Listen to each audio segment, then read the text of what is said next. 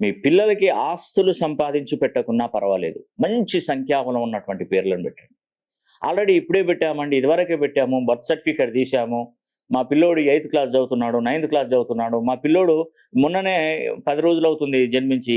మరి పిల్లోడికి పేరు ఇప్పుడే పెట్టాలా వద్దా అని కూడా చాలామంది డైలమాలో ఉంటారు. కానీ పుట్టిన 21 రోజుల్లోపే పిల్లోడికి మంచి పేరు నిర్ణయించాలి. ఒకవేళ అక్కడ వీలు కాకపోతే తర్వాత అయినా పేరు పెట్టుకోవాల్సిందే కంపల్సరీ. నేను పదే పదే చెప్తున్నానండి. మనం కష్టపడి సంపాదించే ప్రతి పైసా పిల్లలకి. అలాగా మన భవిష్యత్తు ఎలా ఉందో మనకు చాలా ఇబ్బంది పడుతూనే ఉన్నాం. ఎందుకంటే పిల్లలకు అలా జరగొద్దని మనం కోరుకుంటాం.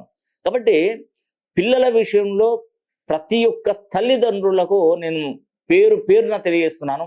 ఒక్కసారి నా మాట విని మీ పిల్లలకి మంచి పేర్లు పెట్టండి. రేపు వాడు ప్రయోజకుడైతే సంతోషించేది బయటి వాళ్ళు కాదండి, మీరు. ఖచ్చితంగా చెప్తున్నాను. ఎందుకంటే మన అభివృద్ధిని, మన పేరును, మన ప్రఖ్యాతులు, పేరు ప్రతిష్టలను తెచ్చిపెట్టేది మీకు జన్మించినటువంటి పిల్లలే. వాళ్ళే తెచ్చిపెడతారు, వాళ్ళే డ్యామేజ్ చేస్తారు. కాబట్టి పిల్లలకి ఈ టైంలో మనకి ఇవ్వాల్సిందే ఒకటి ఆరోగ్యము, రెండోది చదువు.